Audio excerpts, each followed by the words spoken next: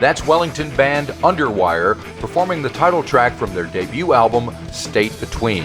Here are band members Johnny Mills and Jane Brimblecombe to introduce themselves and their music to you. Hi, I'm Johnny. Hi, I'm Jane. We are from Underwire.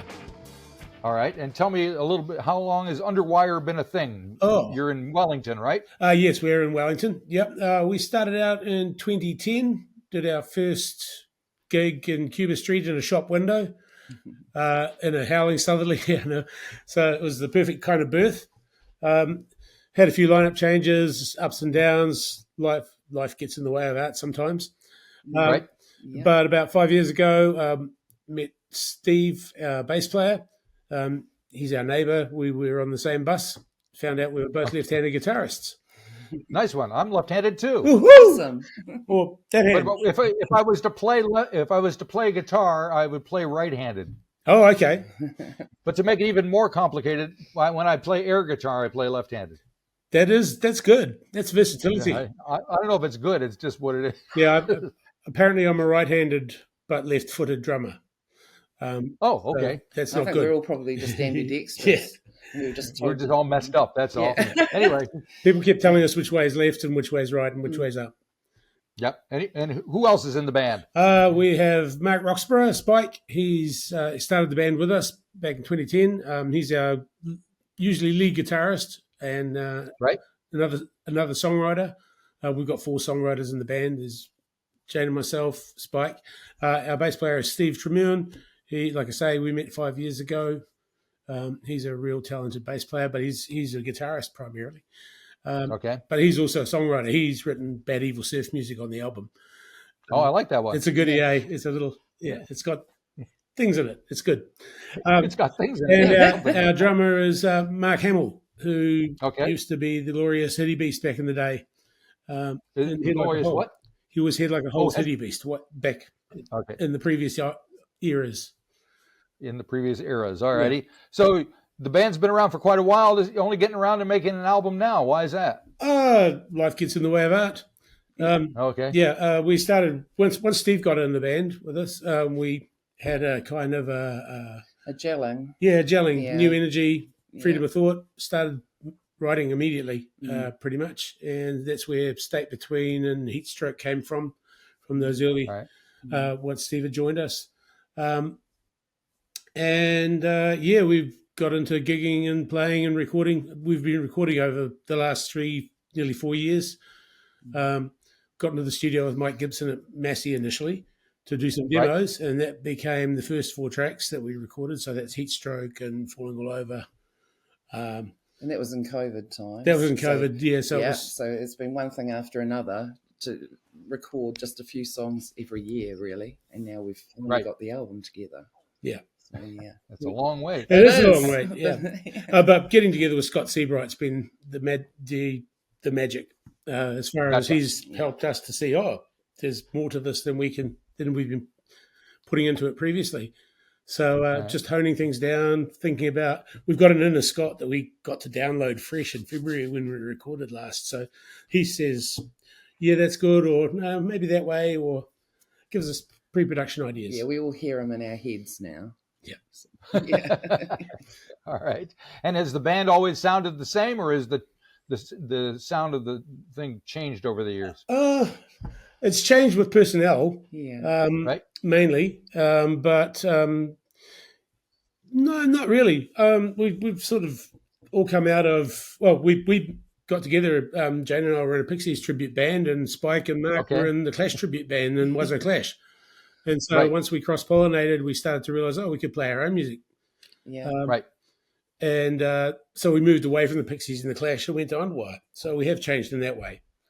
All righty. And how would you describe Underwire music to those who are uninitiated and uninformed? Well, primarily just a rock band, but quite diverse. There's elements of surf punk, there's elements of country, there's elements of psychedelia, the high desert sort of stuff. Reggae. A bit of reggae, a bit of ska. Classic 80s roots, frankly. Gotcha. We sort of grew up in the 80s. We're the bunch that grew up with all that stuff happening around us, with the punk scene, the Sex Pistols, the Clash, the Jam. Got to see bands that we fell in love with for the rest of our lives. I saw a post pop up on Facebook last week of the Violent Femmes at the Lyceum in London. I was at that concert. Oh, great. It was awesome to see. It just took me right back. It was beautiful. And the week after, I saw REM in the same place. So, nice one. Stuff like that, it feeds you, it gets in you and pushes you through. Yeah. Okay. So when did this album really start to turn into a record? Because like you said, there's stuff here that's kind of been made in bits and pieces over the past 3 or 4 or 5 years. Yeah. When did you realize you're going to make a whole entity? Once we did our last recording session with Scott, really, we sort of realized, we've got a body of work here. It's not just, so, they're all kind of singles. The whole thing's a collection of singles. All of the songs could easily, we feel that they've got legs to stand in their own right, but putting it together as a collection has been quite exciting for us. It didn't it stacks up much more coherently than we expected. And even though the songs are quite different from each other, I believe, they all sound like us. Well, they have a certain level of energy as well, that I think all the way through. So, yeah. All right. Well, I think I was told that Simulation is a focus track. So let's focus on that for a minute. Yeah. Tell me, what would you like to focus on for that? Give me the background behind that, how that came together. Don't look at me, I don't want to be out. Don't want to be another simulation. Just a simulation.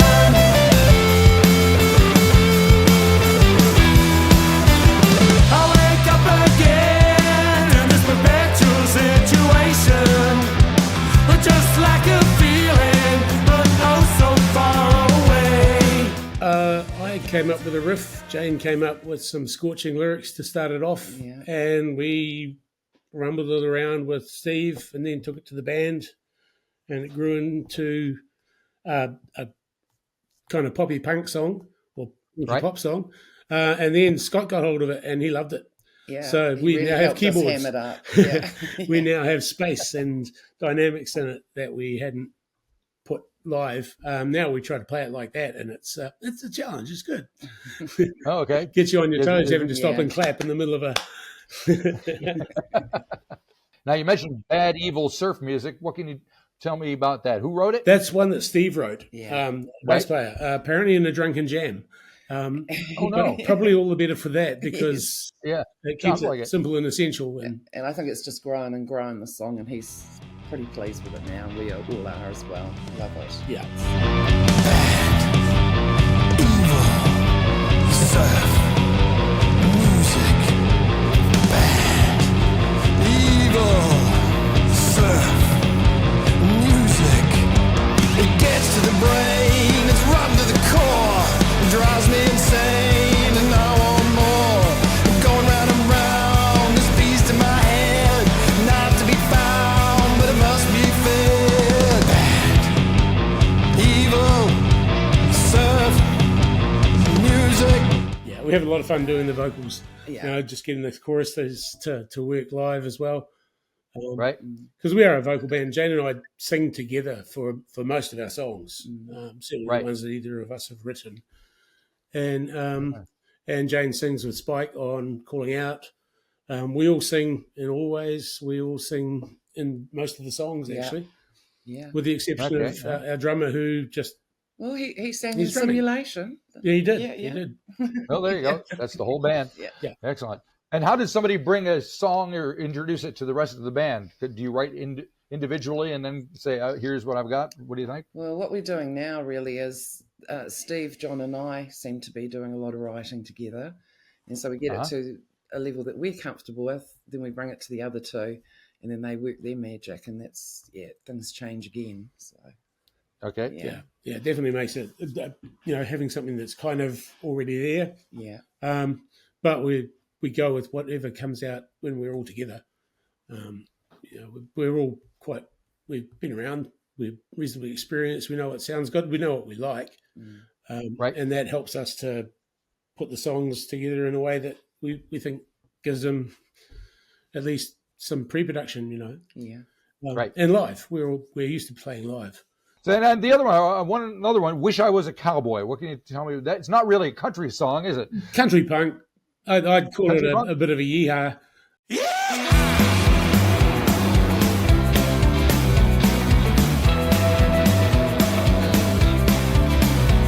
I wish I was a cowboy. I'd ride an expensive horse. And if you was to ask me,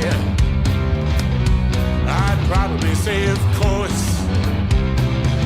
'Cause I'm a cowboy. Jane said, write a country song, write a country song, write a country song. I was nagging you about writing a cowboy song. She was, yes. Yeah. Well, there you go. That's Yeah. what it is. So there was an egg and one, it was And Christmas, it was yeah. Boxing Day actually. We were sitting here, Jane and Steve and I having a jam, and I said, okay then, and I played it and made up 2 verses, and then it's turned into that song. And it's type of to eulogise three very special friends Yeah. who loved being cowboys when they were kids. So yeah.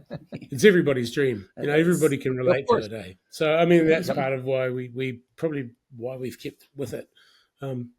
Yeah, it goes well with audiences, and they can sing along when they want. It ain't rocket Scientology, but it's fun. All right. And what is the scene in general like down in Wellington these days? The music scene, is there a lot happening? There's a lot of good bands. Yes, there are. We're struggling with audience and available venues, basically, because there's so much talent around.